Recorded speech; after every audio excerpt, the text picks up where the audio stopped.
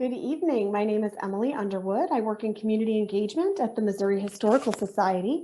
On behalf of MHS, I want to welcome you to this STL History Live program and thank you for joining us virtually this evening for Entrepreneurship for Change. Safety is a top priority for us, so nearly all of our programming is virtual right now, but the museum is open Wednesday through Sunday. We have several safety precautions in place. We'd love for you to visit us if you feel safe doing so. You do need to make an advance reservation to visit all three of the Missouri Historical Society venues, and you can do that at our website, which is mohistory.org. Tonight's program is being presented in conjunction with the exhibit Beyond the Ballot, St. Louis and Suffrage, presented by Wells Fargo. So I really want to thank Wells Fargo for their support of the exhibit, as well as our education sponsor, Emerson, and Lindenwood University, who is sponsoring our Grassroots Changemakers programming series that tonight's program is a part of. I know that some of you watching are Missouri Historical Society members, so I want to thank you. We are so grateful for your support now and always, of course. If you're not a member, we would love for you to consider joining us. So I'm going to go ahead and put, after the program starts, I'll put a URL in the chat where you can get more information about membership and consider supporting us in that way. And I also want to thank everyone who's in the St. Louis City and County area for your tax contributions through the Zoo Museum Tax District. So just a couple of quick things before we get started. Our STL History Live series runs twice a week on Tuesdays at 11 and Thursdays at 6:30 p.m. We also have Soldiers Memorial Chow and Chats that happen monthly on a Wednesday at noon. And you can visit the events calendar at mohistory.org or our Missouri History Museum Facebook events calendar to get the full lineup of all of those programs.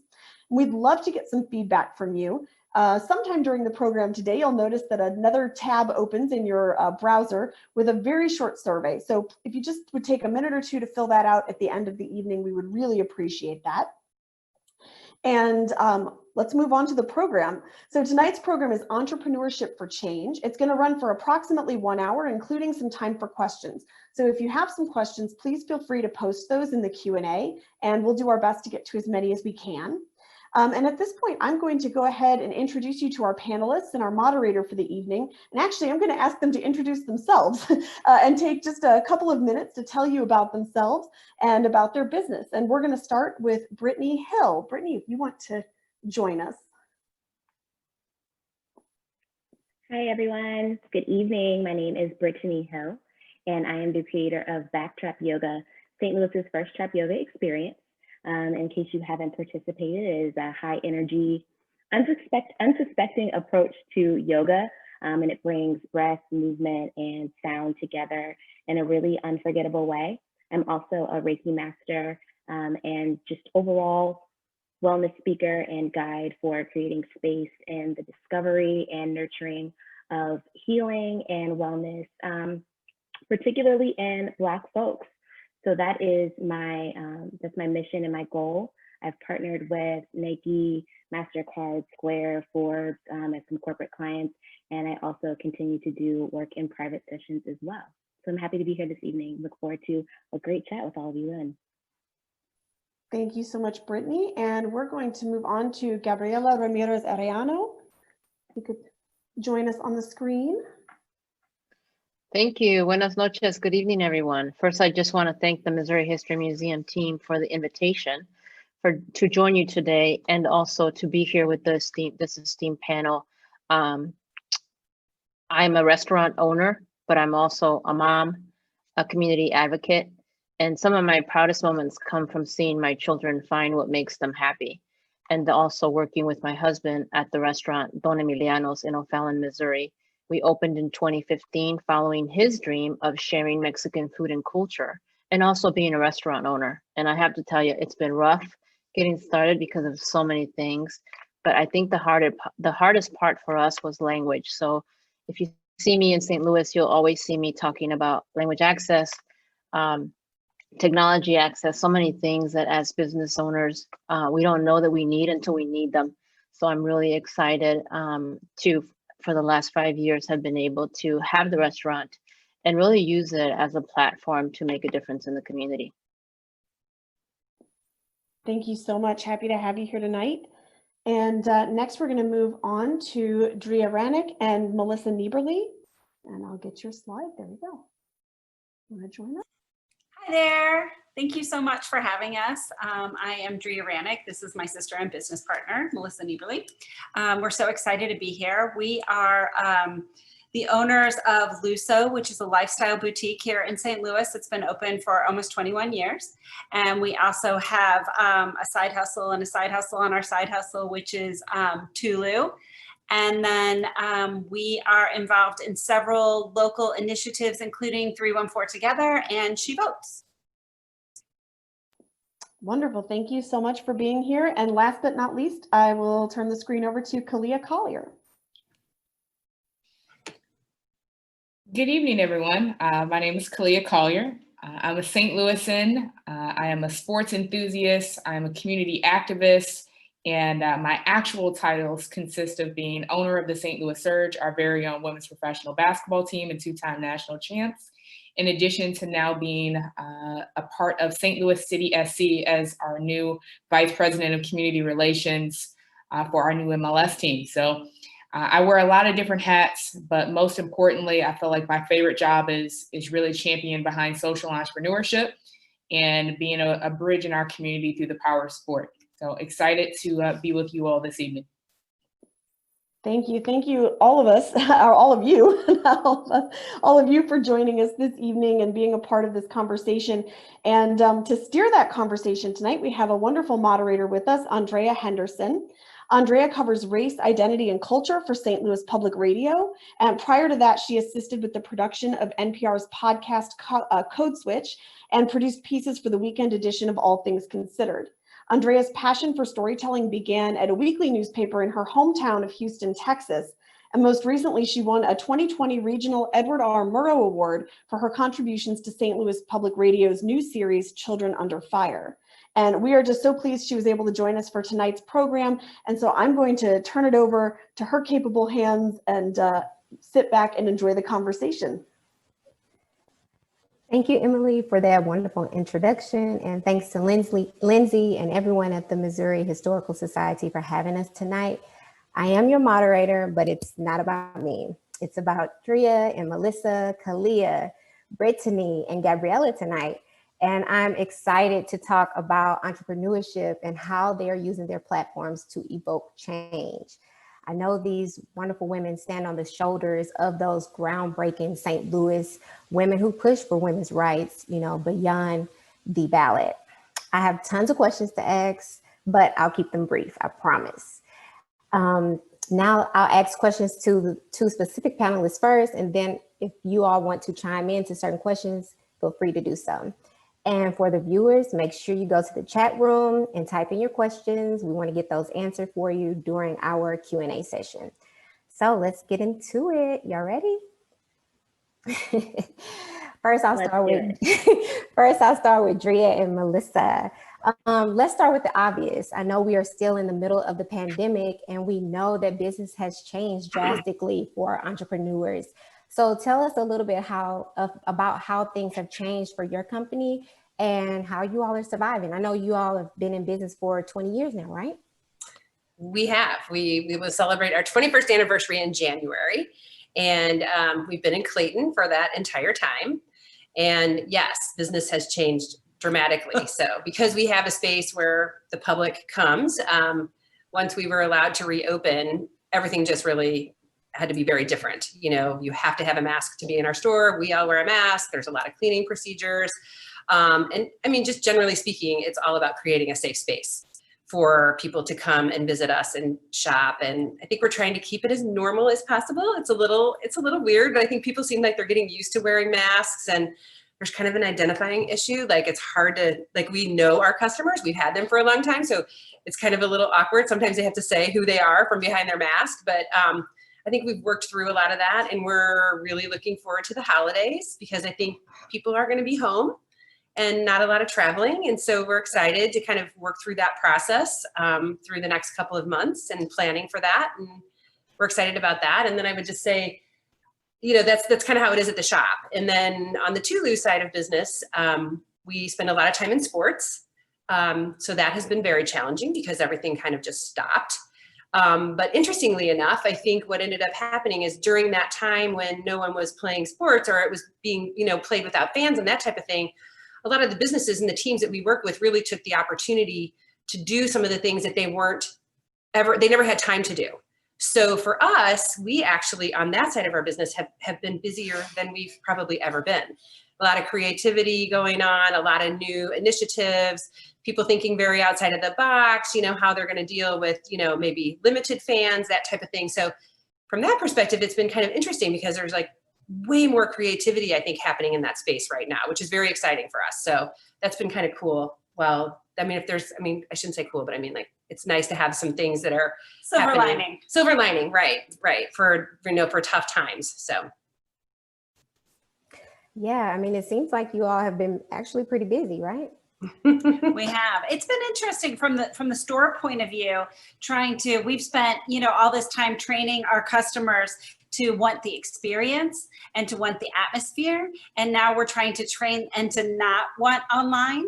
So now we're trying to retrain them to want to do online, but to do online with us. So that's been a really a big learning curve for us we've always sort of been, just out there a little as far as online goes, social media and selling a tiny bit online, but really to amp up our presence online and to learn more about all that technical stuff. So that's been interesting. We've learned a lot about that and sort of, retraining our customers and figuring out what our customers are comfortable with as far as online goes versus being in an atmosphere that we're used to. Yeah. We're actively engaged in the curbside pickup. I know that's a really big thing for restaurants, but it's also a really big thing for us now because people know us well enough that they're comfortable calling and saying, oh, I need a present. This is kind of what I'm looking for. We use our phones to show them and shop with them. We wrap it all up just like we normally would, and they pull up in front and we run it outside. So it's just a different experience than it used to be. Pivoting, lots of pivoting. Yeah. And speaking about restaurants, Gabriella, I would love to know what type of situation you all are in now. I know that things have been different for restaurants, especially during the beginning of the pandemic, but what are things looking like now? Actually, surprisingly, they're looking pretty good. From the very beginning, we wanted to make sure that we didn't just sell food. We wanted to share the culture and the flavors of Mexico, but also educate people about our tradition. So just like Melissa and Andrea said, we had to get our customers retrained as well as ourselves because a big focus of our business was the experience they had when they dined with us. It was getting to know us and our stories, but also us getting to know the things, just like Melissa and Andrea said, about making sure that we knew our customers and the things that they liked. So in the very beginning, it was crazy. And we kind of looked at each other like, oh my gosh, the stay-at-home order says we have to close. What are we going to do? But we were very quickly able to pivot to the online, and the community responded. We also saw that a lot of our local restaurant workers were experiencing similar situations and they were being laid off. And so it was an opportunity for us to begin to feed some of the people that had been displaced. And really just working with the community all along since we started has really helped us. I'm not telling you there's not days when you're like, oh my gosh, what am I going to do? Should we even open today? But that's also part of being a small business owner, right? So we were at 5 years old and we thought, okay, this is the year we're going to make it, and we'll be at the point where we want to be and start thinking about buying a building or maybe opening a second location. And then the pandemic hit. So we definitely had to shift our focus and the things that we do, but we've been very blessed that our customers continue to come and do curbside pickup or delivery. And now that we've been able to open up, we're starting to see them coming in to the restaurant. Like I said, we do a lot of stuff around culture and educating. So we have a Day of the Dead altar that's up right now that we've been posting on Facebook, where we invite our customers to also bring pictures of their loved ones that have passed away. And then in November, we usually have a tamale making class. So we're trying to figure out right now, how do we do that online to make sure that the experience and the fun and the things that we want to focus on are still something that our customers or potential customers can still enjoy and allow us to make a difference in the community. Thank you for that, Gabriella. Kalia, I know things have changed drastically for you as well. I believe you had to cancel the season for The Surge. Tell Yeah. us a little bit about how things have evolved since then. Everyone has been rocked trying to navigate, not only being in a global pandemic, but a racial pandemic. And so things have shifted all the way around. I think when we all went into this in March, we were, completely in the unknown. And then as we saw that this was going to continue for a while, I mean, we went from having a modified schedule to canceling our season altogether. But that silver lining that Melissa and Drea talked about, really, I think I was able to focus on as an entrepreneur, as a business owner, to incorporate our organization for how can we actually have some positive, things come out of this that maybe aren't necessarily revenue based, but are going to keep us engaged in the community, that's going to keep morale up and going to keep us moving forward. And I was proud of how we were able to navigate that. We created not only virtual training, we created virtual programming within Rockwood School District for VIC students. It extended to an amazing partnership with 314 Together, which gave me an opportunity to work with Drea and Melissa and more on the Tulu side of us expanding merchandise.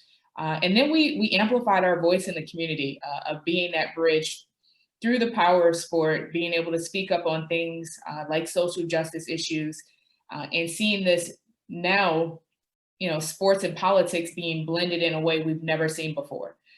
So this was, I think, a unique opportunity for us to say, all right, these are all the things that we're going to continue doing going into next year that were some positives.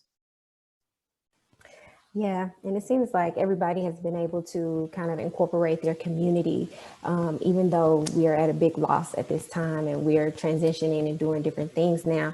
But Brittany, I want to get to you. Obviously, you've had some challenges as well with the yoga business, and I would love to know about your changes in regards to COVID-19. But I also want to tackle this question. What are some stumbling blocks that you may face that are specific to being a woman business owner? Okay. Well, first, just to talk about, COVID and its effect on me and my business and how things have gone. I mean, I think the common thread that I've noticed throughout this panel is that everyone provides experiences, and that's what I do. Backstrap Yoga is, I call it St. Louis's first trap yoga experience. We set the scene, we have a DJ, there's lighting, we're in a beautiful venue, a really nice setup. We've last done our last few live events in the On God Arts Hotel. And just the setup with the lighting that, we put together and the music and the amount of people in the room together, breathing and moving together to a beat is an experience. And it's one that can't be replicated on the internet. And, we could do some things on the internet, and that's how I pivoted. I started off doing some live classes on Instagram, and people really liked that. They enjoyed it, they jumped in, and it gave us a better sense of community. Energy is everywhere.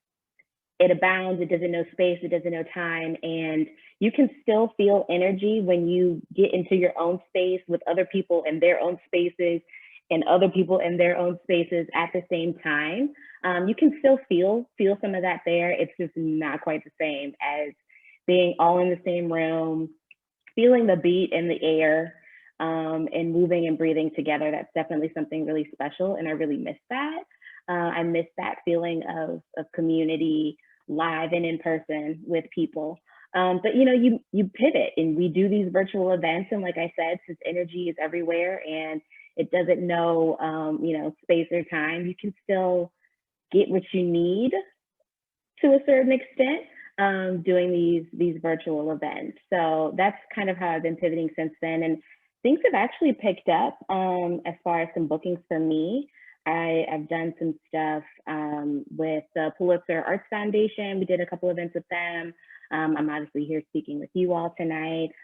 Did an event for Forbes and Square last month, also centered around small business as well. So things are still moving, they're just moving in a different way, which I think is another common thread. And it's given me space and opportunity to kind of look at what things I want to spend some more time with.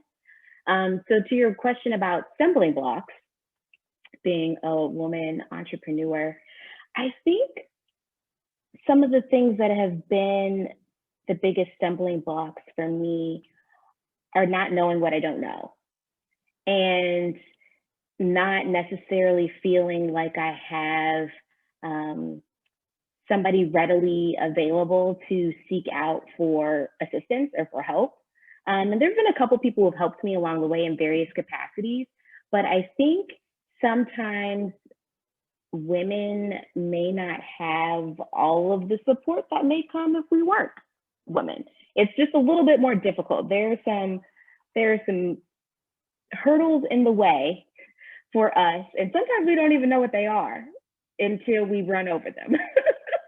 And realize, oh wait, that was something that held me back a little bit. And then but I think what's worked to my advantage is that I'll ask anybody anything.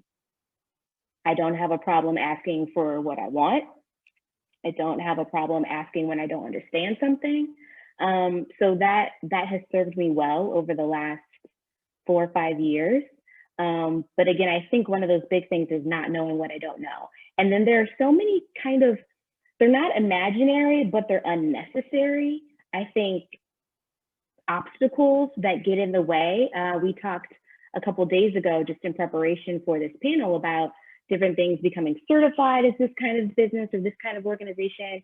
And there's just so much paperwork, so much to do, so much admin, and nothing is straightforward. So you have to do your research to find this thing, to find out this other thing, and to find out that you should talk to that person. And then they can give you the information that you need to figure out how to do this. And then you have to find that. And it seems like it's maybe not always this difficult for other people. So I think that's what I've come across as a woman entrepreneur. And you talk about you needed more support. What would be like some types of support systems or services that you would need to kind of, I guess, build your company, or at least for women, what types of things that you would need to be successful? I think definitely somebody who can help with like legal things. You want to know how to protect yourself, protect your business, how to, depending on, what your business is, licensing or trademarking, or, intellectual property. There are all kinds of things, and people steal stuff, girl. It's good. And, people take things. And I think when you don't know how to protect yourself, or you don't know how to set yourself or your business up to prevent things like that, someone can take your stuff and run with it and make 10 times more money than you've made so far. So that's hurtful. Melissa or Julia? Yeah. I mean, if you don't mind us jumping in on that, that's a really interesting thing, because we talk about that a lot. I mean, we've been in business for so long, and we've just this year started interacting with a legal group. And it's a group of women, and we're very excited to be working with the legal group of women, but we're asking all those same questions that Brittany's asking, that we didn't know to ask sooner, about trademarking and licensing and intellectual property. And I wholeheartedly agree that is something out there that it seems like it should be easier to find, right? But it is a hurdle for small businesses, and especially for women businesses. And I'm certain that women of color businesses, it's hard to find, and you really do have to dig for it. And even when you dig for it, it's hard to understand. Yeah. Gabriella or Kalia, you want to jump in? I'll go ahead and jump in. And what I realized throughout the course of putting some thoughts together to share with you is that my story is common, just like Brittany said, and Melissa, Andrea. It has triumphs and a lot of failures, but it's about learning experiences, right? So some of those learning experiences we wish we didn't have to learn. We just wish somebody would tell us, like, hey, Brittany, make sure that you do this to get minority certified, or talk to this person because otherwise the other people might take too long. But I just think that there's so many different levels of challenges for small business owners, because so many times we're working in the business, and it's hard to separate to actually work on the business. So all that administrative stuff that Brittany talked about, it just gets compounded, and you might see us out in the world. You might see Brittany or Kalia and you're like, oh my gosh, they have all their stuff together. And in the back, we're like, oh my gosh, I have so much to do. So I would definitely say that for me, it's been a privilege because I'm also the business counselor at the Hispanic Chamber of Commerce, and I'm the executive director at the Balsa Foundation. So I have a lot of doors that have opened up to me as my husband and I were opening the restaurant, in the sense that, oh, we need this. Well, I'm sure that this other catering company I work with also needs those things. So let me make sure that they have this contact, or that they know this commercial kitchen, or, whatever the need is. So two things I would say is, and some of you kind of mentioned that already, surround yourself with other women business owners who can not only support you, but challenge you, because we're stubborn and we want to do it a certain way. And sometimes we need that additional person to come in and say, that's a great idea, but let's look at this, or, let's look at this other thing, especially depending on your personality. I'm the kind that's like, think wild and crazy and I'll figure out how to do it later. That's not always the best way to do stuff. And then my other suggestion is ask for help. Let people know that you're looking for a certain person to connect with, or that you're looking for help. And I've seen, especially right now that in the middle of the pandemic, that we're all online, I have seen so many people ask for help on Facebook. Hey, I need an attorney. Who do you recommend? Or, hey, I'm really struggling with, this part of my business. Does anybody have a resource or someone that you can connect me to? So I think that part of our, not our problem, but part of our challenge is getting out of our own way long enough to look for those resources. And sometimes it just is hard because you're working in the business. I would just jump in and say here that this is really a lot of why we started She Votes, or I guess it really wasn't necessarily why we started it, but it is what has come out of She Votes. And that is that was a group of women-owned small businesses that came together around the She Votes initiative. And what has come out of that is, while we're doing all this fabulous work around, really amplifying women's voices at the polls and encouraging women of all ages to participate and make sure they're heard at the polls, the thing that has been really beautiful, that I guess the byproduct of that is that we've all learned so much. We have shared bankers, we have shared attorneys, we have shared marketing resources, and it's been really incredible. And I think what we've realized is that that would be something that would be really helpful to women-owned businesses, because I kind of like Drea was saying, we didn't even really realize we were necessarily looking for those types of things. But I think like Brittany, you don't know what you don't know. Right. You don't know but I think that what has come from that now is that She Votes will continue for obvious reasons. This is not over in November. We have a lot of work to do to make sure that we're represented. So that's going to continue, but we've decided that an element of what we do is going to be focused on women-owned businesses and how we can come together to continue to create a resource that businesses that are just starting, or ones that are struggling, or whatever it might be, we're hoping that we can kind of create an environment where people feel really welcome, very participatory. It's a little challenging right now because we can't really physically be together, which is, I think women operate that way. We like to be together. We like to be in a room together, so that is a little challenging. But I think that She Votes, that's just been like what everyone's talking about here is what's coming out of She Votes. And that's been really just a really cool thing that has happened with that program. I think that's a testament to the power of collaboration too. And I think, Gabriella, you said it best in terms of utilizing your network. We all have individual networks, and sometimes we keep those things a little close to the hip because they're ours, they're our relationships, they're our contacts, but not realizing this is a sharing platform.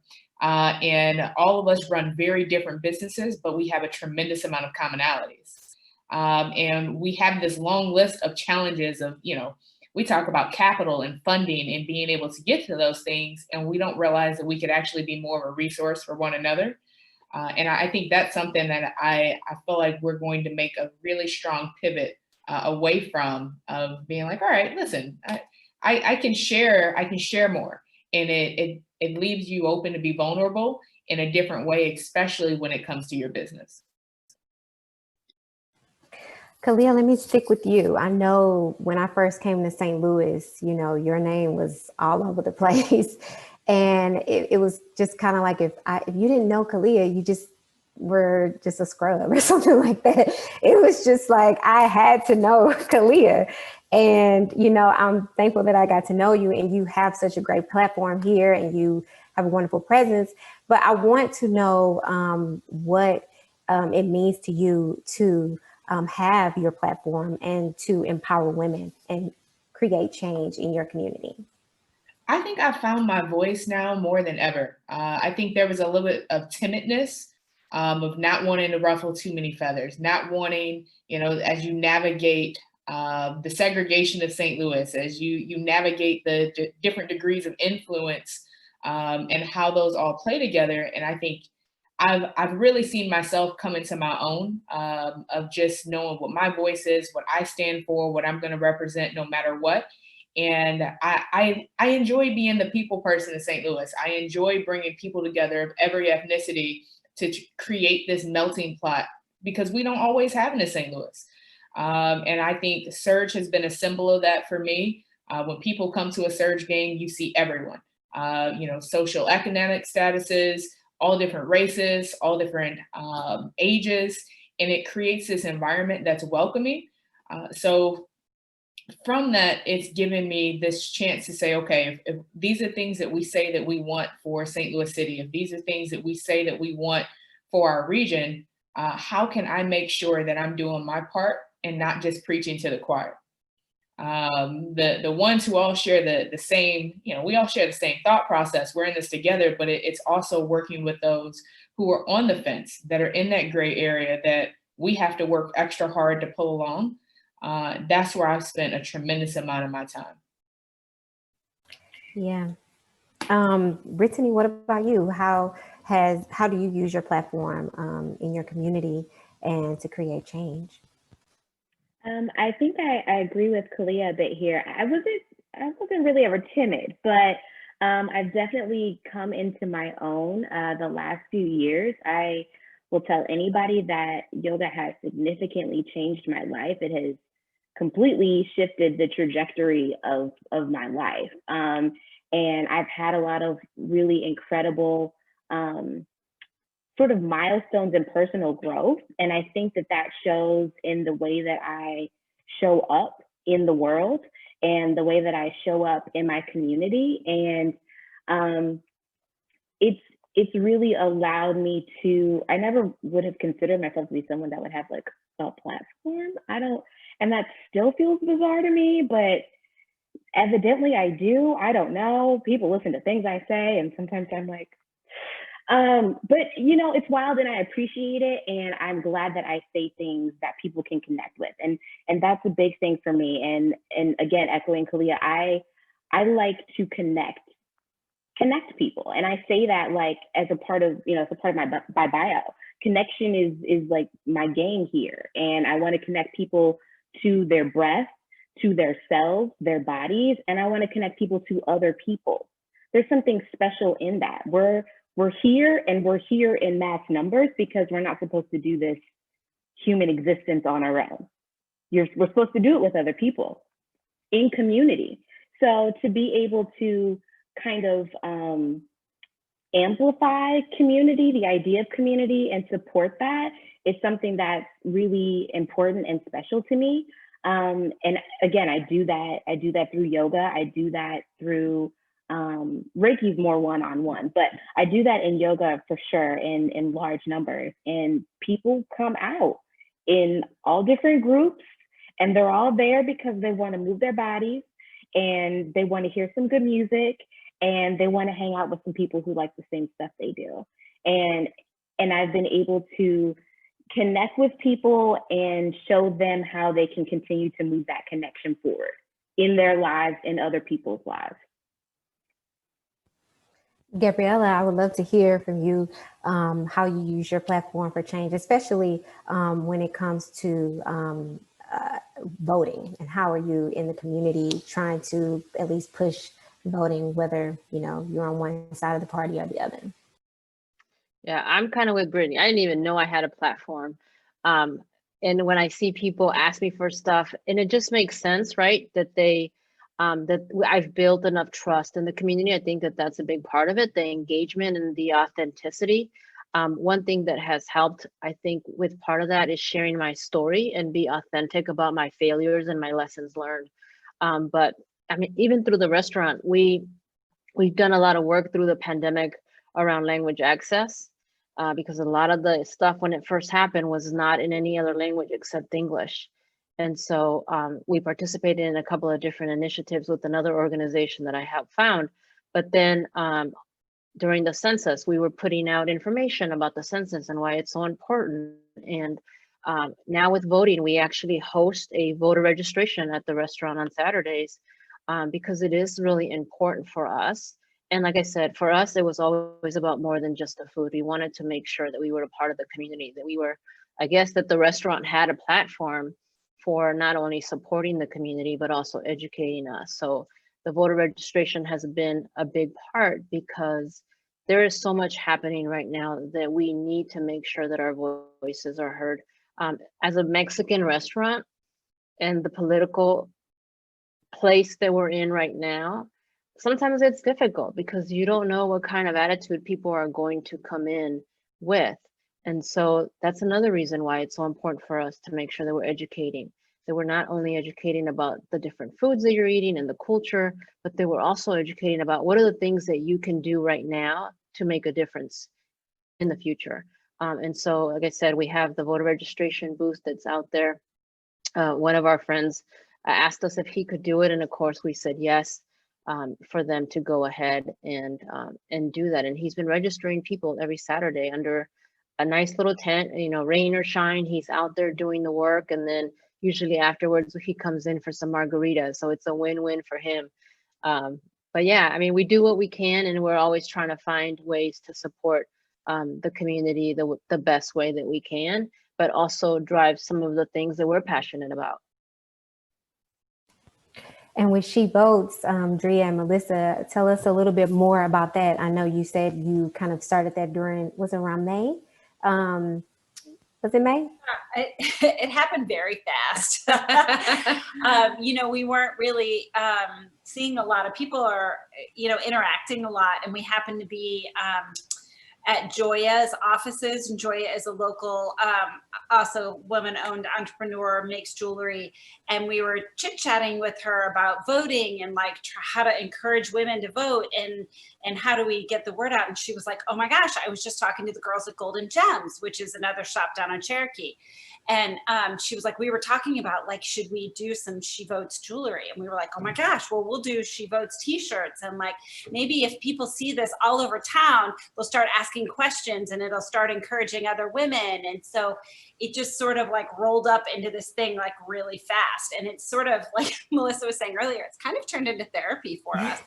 And I never realized how much I enjoyed registering people to vote. You know, we were supposed to do an event in at the Foundry, and it was totally sold out. There were like 400 people. It was completely sold out, and they had it all organized. And then it was called on the Friday before. So we pivoted, and we got one of the food vendors. It was supposed to be a bunch of food vendors, and so we got Mama Boogie's to bring us like all her fabulous cupcakes and stuff that she had made for the event. And we just set up a tent in the middle of Locust Street and like let people drive up and register to vote, and like, you know, talking to people about it. And it was thrilling. It was amazing to be feeling like you were doing something. And so then we ended up going to high schools and registering young women to vote that were just turning 18. And it's just really rolled up into this great community thing that we're all so enthusiastic about. And so now we're like, I think, yeah, we keep moving with we can't even respond to the number of people that have asked us to do pop-ups. So a lot of women-owned businesses, but a lot of businesses in St. Louis, and we pretty much do any that we can.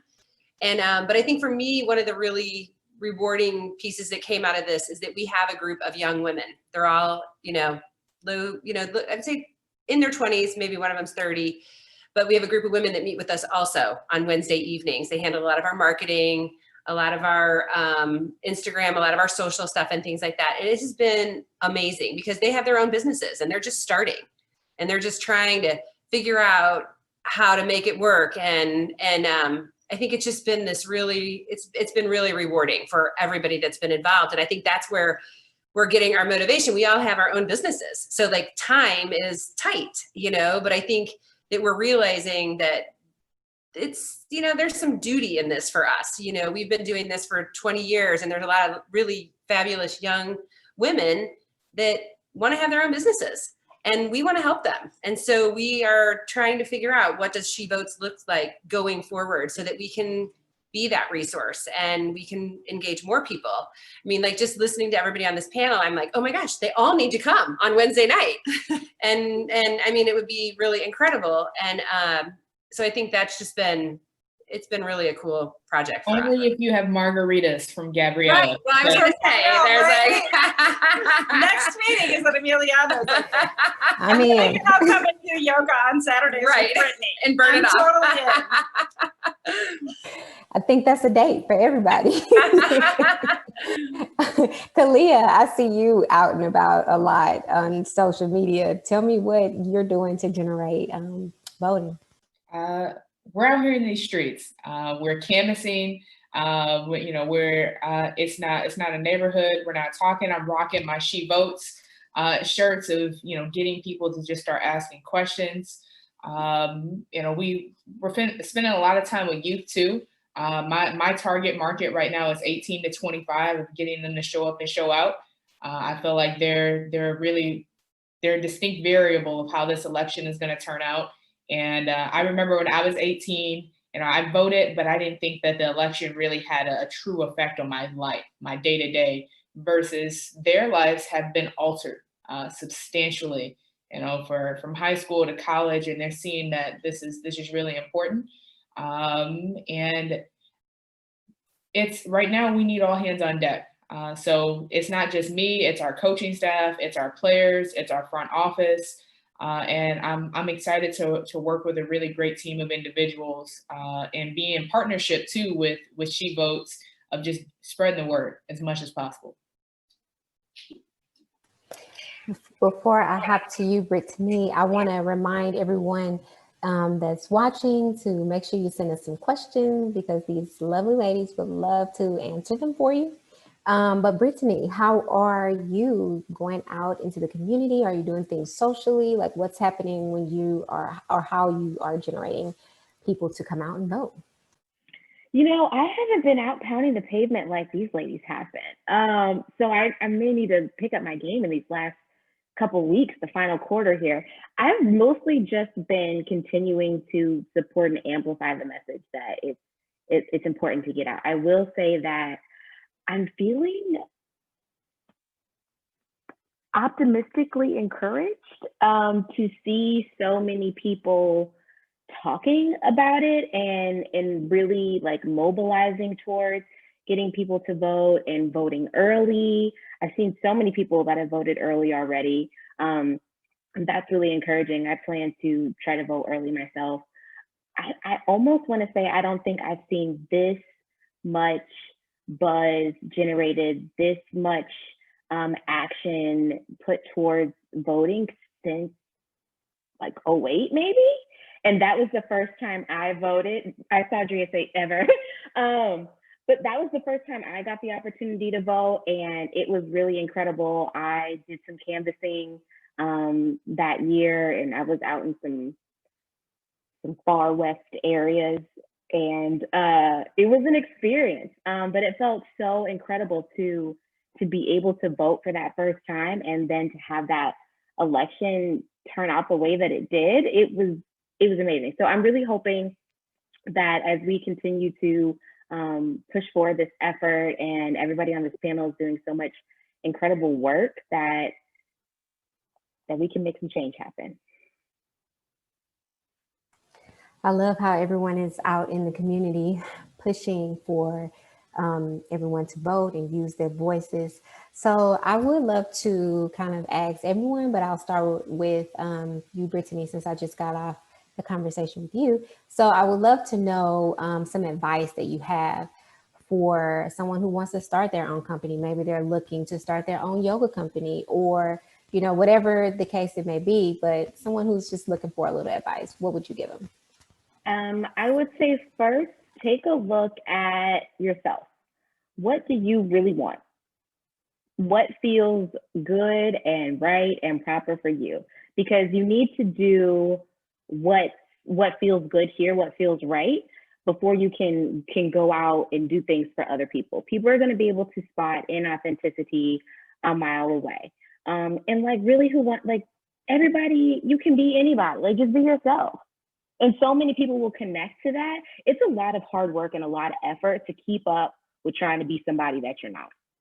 My God, that's exhausting. Who wants to do that? Just be you. And then bring in that community, because that's real community. When people connect with who you really are, that's community. So be yourself first. Do some homework. Find some people that you could talk to. Ask questions. Ask all of the questions. Ask the questions that you might think are questions that are ridiculous, but if you don't know, ask anyway. Seek out advocates, seek out supporters. Supporters are different than advocates. That's something that I had talked about in conversation with a friend today, pinpointing who advocates are for you versus who supporters are. That's really important. And that's something I'm still discovering today. I would also say if you have a job, maybe don't go quitting your job just yet. I did quit my job early in the game, and I will say a couple things about this. I did make things harder on myself than they probably needed to be. However, I did have a lot of experiences that propelled me forward in a certain way that I know would not have occurred if I had not left that job. So take it how you will. You know, I think there's a certain point where you gotta just jump off the porch. And I think if you continue to do the things that lead you towards your personal destiny, if you will, that everything conspires in your favor to continue to move you forward and move you along that path. So, you know, if you just keep going, then you'll just keep going. I think that's about what I got. I loved it. I love the pinpoint. I wrote it down. Pinpoint advocates from supporters. I'll make sure I tweet that. Melissa, Andrea, you all have 20 years of experience. Kind of give us something. I know you all have something to tell us. Well, we're laughing because We're giggling. we both quit our jobs. So when it was a rip the Band-Aid off for us, and I agree with Brittany. I think there were some good things and some bad things about that. But I think in retrospect, probably the biggest thing is that we were surprised at the number of people that really didn't want to help. We were like, we wanted to ask questions, and we walked in places and just asked people, and we did that. And we were a little surprised at the amount of people who really didn't want to help so much. There was this sense of competition, I think, around that. So we really kind of made a vow right then and there that was not how we were going to roll. And when people came in and talked to us and they wanted to know about owning a store, they wanted to understand what they needed the difficulties around it, the advice that we would give them, we make time for them, we meet with them. And we've just kind of always followed through on that. So I think, for us, I think we really feel like that's a big part of it, is talking to people who are actually in the business, because owning a store takes a lot of energy and a lot of time, and you kind of never really get away from owning your own business. You think about it when you wake up in the middle of the night, and, so that, I think helping people to understand that, and not in a bad way. You don't want to run them off, but you do want to be realistic about what it takes to have your own 24/7, right, Right, ladies? Your brain's on it all the time. It's all you all the time. You're a jack of all trades. You wear all the hats, at least in the beginning, until you can finally pass those hats to somebody else. Right. And it's just, it's a lot. And so I think that's the first thing that we try to really help young women, especially who ask us about it. We're like, yes. Is owning our own business amazing? Yes. Is going to market fun and glamorous? Yes. is the rest of it is, you know, writing paychecks and filling out tax forms and, Business licensing and. you know, and waking up in the middle of the night worrying because you didn't do something or something's not taken care of, or what if your sales aren't what they need to be and all of that stuff. It's very immersive, right? It's very all encompassing. Ask our husbands. But I will add, the other thing we do tell people and really encourage people, we are very fortunate. We have a lot of women in our business with us. We have business partners at Luso, we have business partners at Tulu. We are an all women owned and run business, both of our businesses. And we are seek out women, and our we- accountant, yes, our attorney. we are intentional about that. And because we think they understand us. And so I think that we really do encourage them to look for support so they're not alone in it, whatever that looks like. I mean, when we're here at the holidays, all of our moms work with us, our sisters, our kids. I mean, we have a huge support system. And I think that is really what's kept us going through for this long, is that we've been able to go to things with our kids at their school. We've been able to travel with our families. We've been able to have some of those things that if you're alone can be really hard. And I think can make it tougher to have your own business for a long time. So we do really promote looking for people that can help you and support you in your business too. Yeah, I liked what you said about that, Brittany. Right. What about you, Kalia? Like a million things came to mind, but I'm going to stick with three. You talk about being an entrepreneur is not about straddling the fence, though. It is about taking that leap of faith and betting on yourself.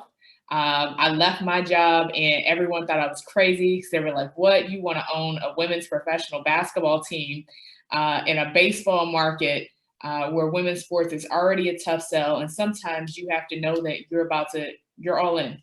And that's passion that bleeds through. The thing that I will say the most for those who are thinking about being an entrepreneur or just having that entrepreneurial mindset too, is comparison is the greatest thief of joy. It is very easy to look at others and think you're supposed to be here and think these things are supposed to be happening, and you have to stay your course on your journey. And lastly would be discernment. We talk about trusting your gut, and we're talking a lot about help and resources, but we probably have all learned along the way that all help is not good help. And knowing that discernment when someone is in your corner and when they're not, or when they truly just don't have the capabilities to help you get to where you want to go. Those would probably be my three, because we got a well-rounded group to be able to hit the others and have covered already so much. Thank you for that, Khalil. Gabriella, do you have anything else to add to the conversation? Yeah, definitely. I would say everything that everyone has said resonates totally with me. And it's hard out here. We have to be scrappy as entrepreneurs. So my advice would come in the form of resources available here in St. Louis. So if you're thinking of starting a business, I would definitely check out a couple of things on the BASA Foundation website, which are a roadmap that gives you step-by-step how to start your business, where to register, how to get an EIN, and connects you to local business service providers. We also have an idea support. So you could submit your idea to us and we'll have industry experts from St. Louis review it and give you feedback. Also, there's a grant process for entrepreneurs that are just starting out. It's $1,000. But there's also the St. Louis Regional Business Diverse Accelerator. So that's another opportunity if you're a little bit farther along in your business that you could join an accelerator and go through a series of workshops and sessions that will help you get some of those resources that we've talked about. And then UMSL just launched their new accelerator. So there are definitely resources in the area that could help. And definitely what I have found, especially with the BASA Foundation, is that when entrepreneurs start working with us, it's easier for them to continue to get support, because then we'll send them to the Diverse Business Accelerator. And then we both own the entrepreneur's success. So we're vested in making sure that they succeed, or that they connect to that right person for technical assistance, or that they connect to that right banker.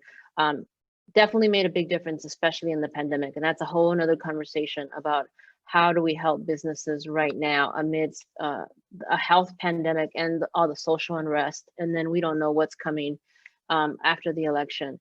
So there are definitely a lot of resources in St. Louis that I think that you can access. I mean, any local chamber will also be a great connector, not just to resources, but to people. And at the end of the day, our biggest asset is human capital, right? Our network is worth so much more than we actually acknowledge that it's worth. But definitely, I would say everything the ladies have said, and then just some key places to go. The Diverse Business Accelerator, the new UMSO Accelerator, We Power also has an accelerator, and the BOSSA Foundation. Those are some great comments, Gabriella.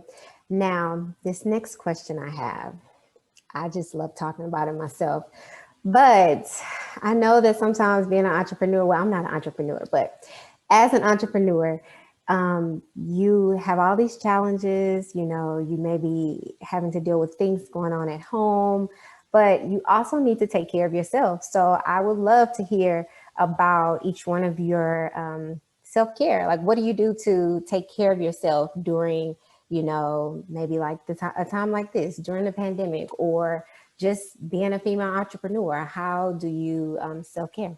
And I'll start with you. Oh, Kalia, you want to join us? I'll start with you, Kalia. I was ready. I've been really proud. I have stepped my self-care game up in this pandemic.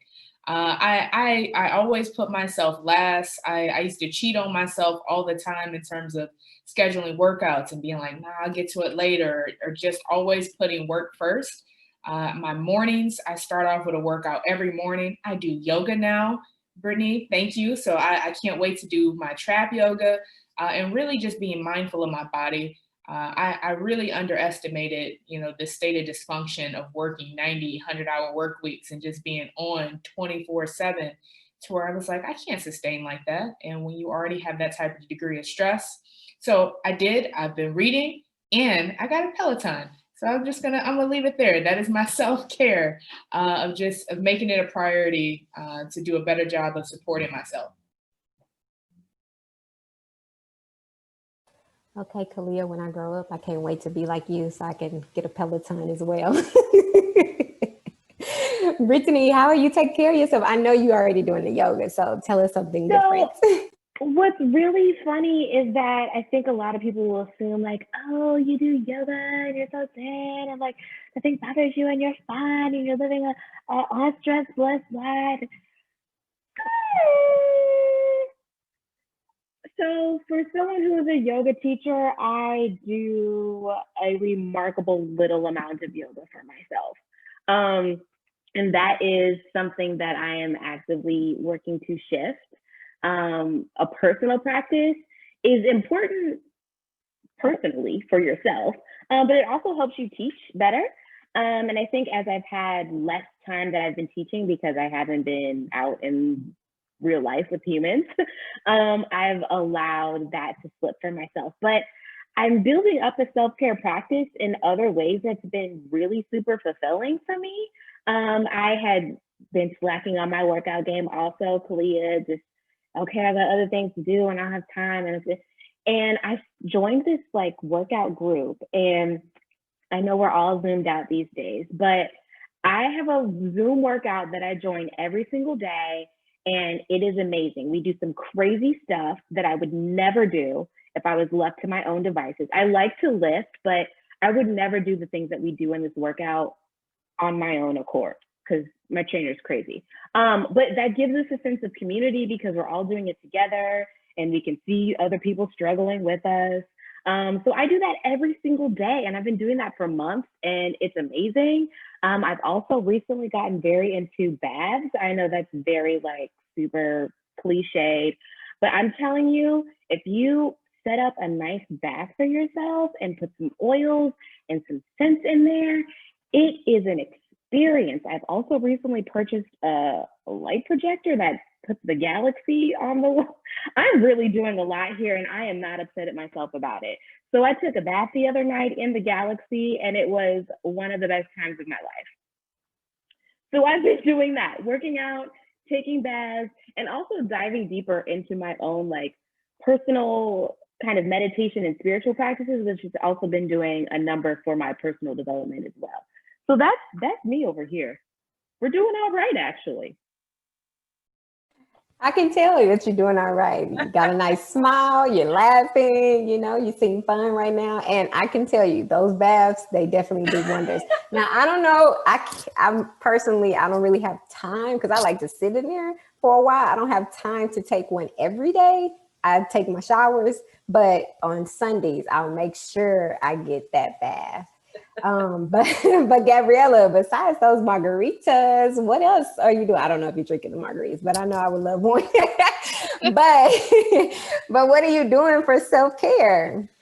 I'm actually doing a horrible job with self-care, and I ended up running away this week. So I am going to do it this week. But when I get stressed out or overwhelmed, I just want to be more busy. So I've taken on new projects and just been trying to do more, and there's more need in the community. So I've been doing that.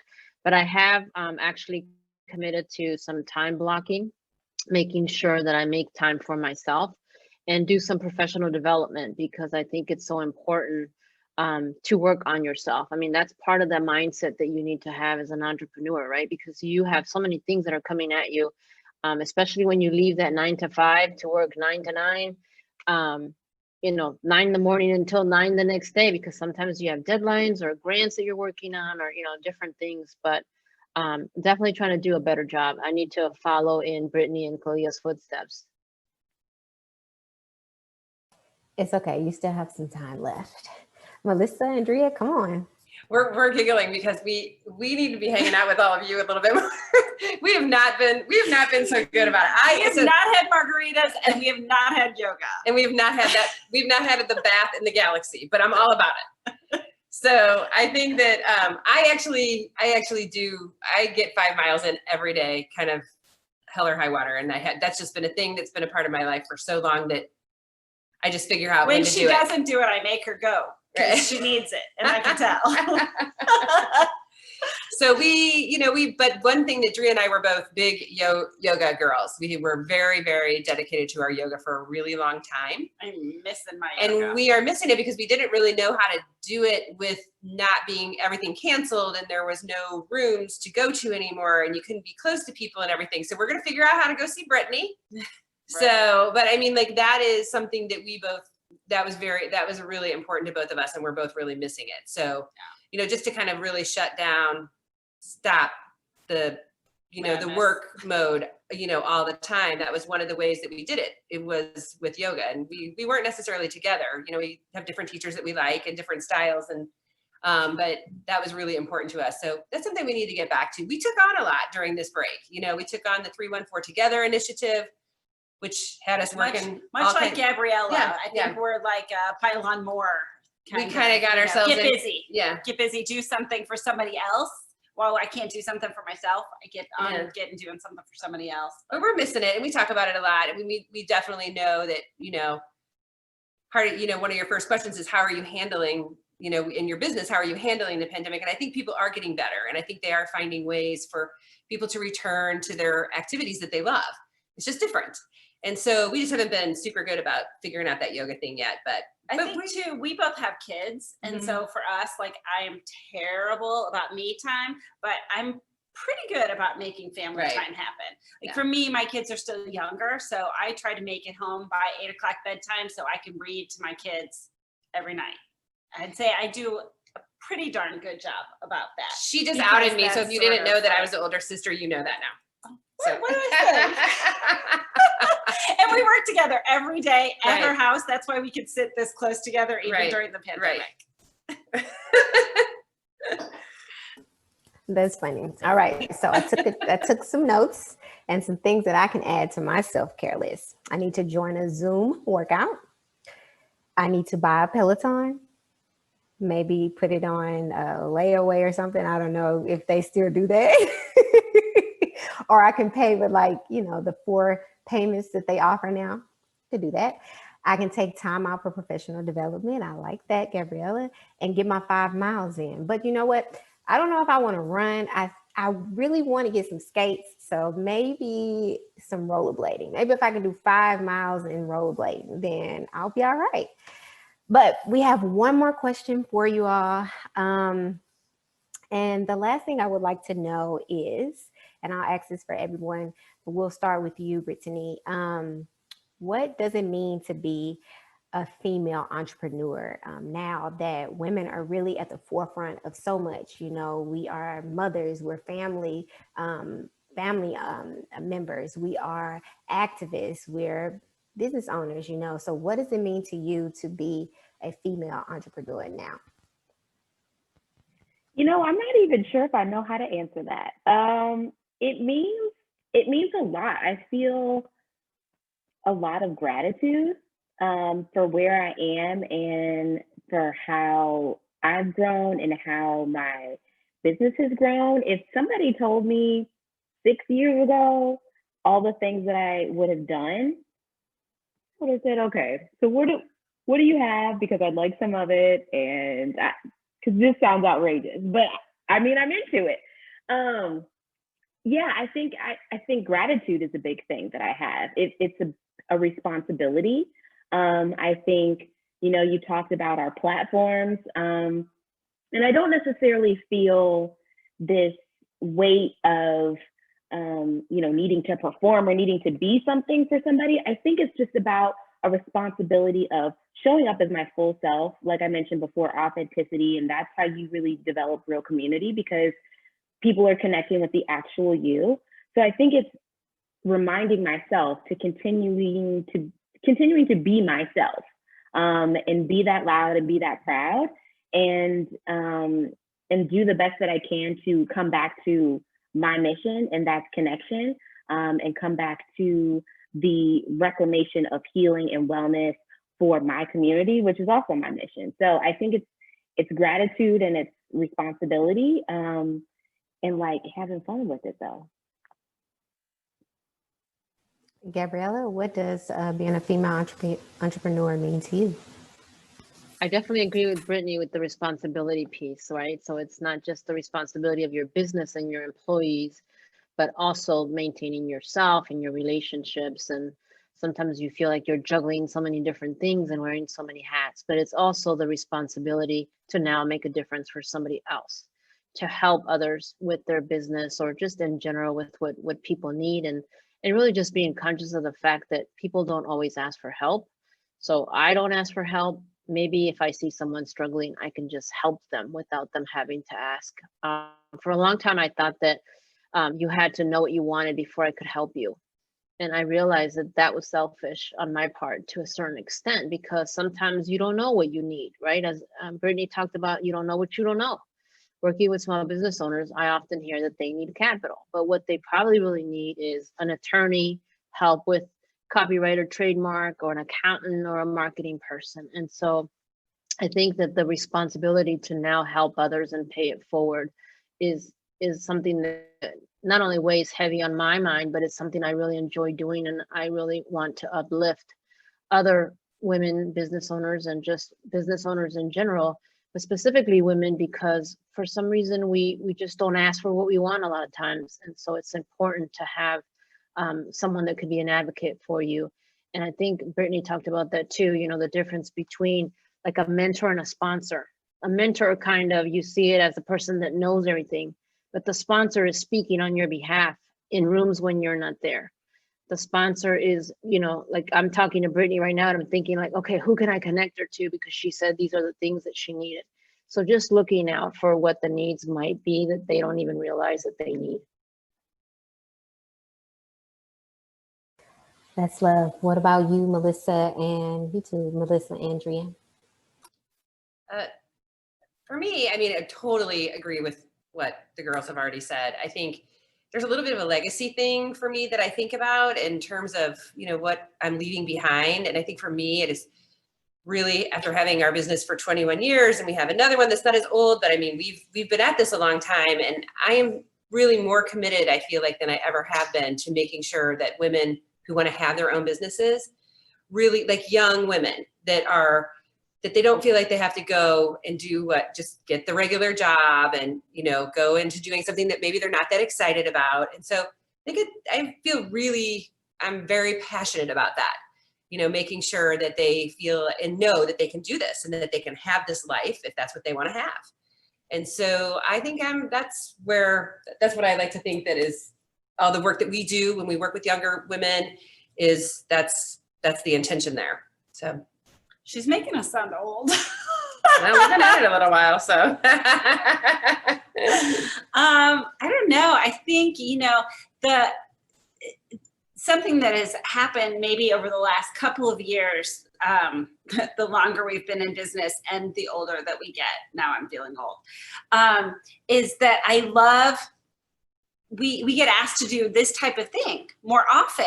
And I meet people that I wouldn't otherwise get to meet, Right. like Gabriella and Brittany. Like I've already met Andrea through some cool fashion fun stuff, and we've already working with Kalia, but I meet all these incredible women, and I'm so empowered by listening to other women talk about their businesses. And that to me is so amazing. And that makes me want to empower other women to just have this community of women businesses that talk to each other and share our lifestyles and share our information and, laugh over common threads and be able to really connect with each other. And I think that is something that as women, we can really do with our hearts and with each other in a way that men don't necessarily do. And so I think that that's one of the best things about being a women-owned business.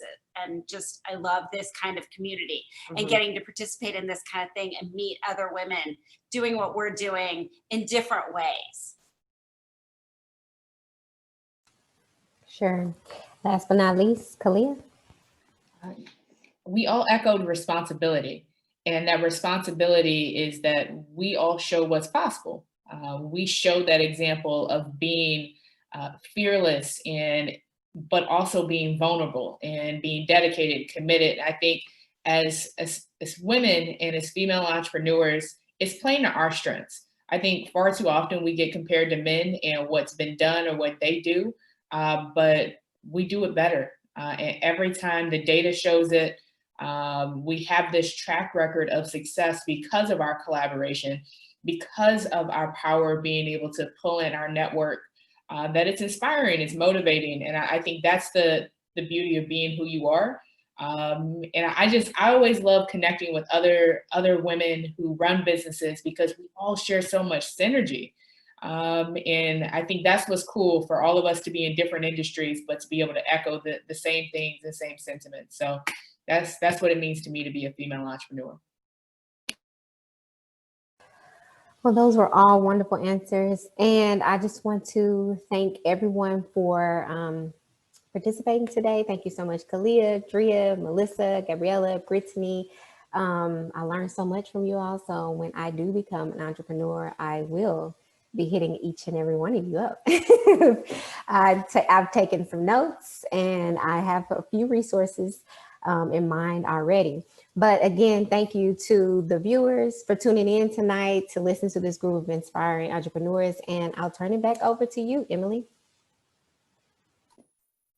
Thank you, Andrea. And again, thanks to all of our panelists. This has just been really, just personally, just a fantastic conversation to listen to. I feel really lucky that my job is to organize these kinds of things and I get to sit and absorb all of their insights and perspectives. It's been so enjoyable tonight. And thank you to everybody again for tuning in.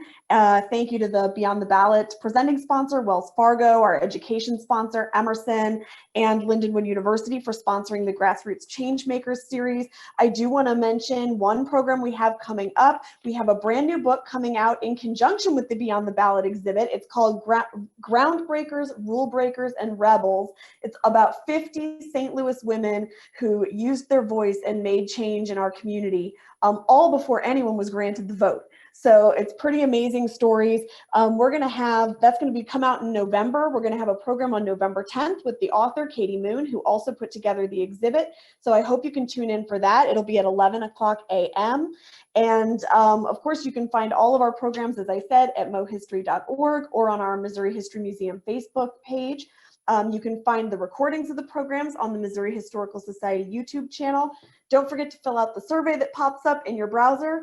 And yeah, thank you to everyone. Thanks. This is a really great way to spend the evening. Thank you so much.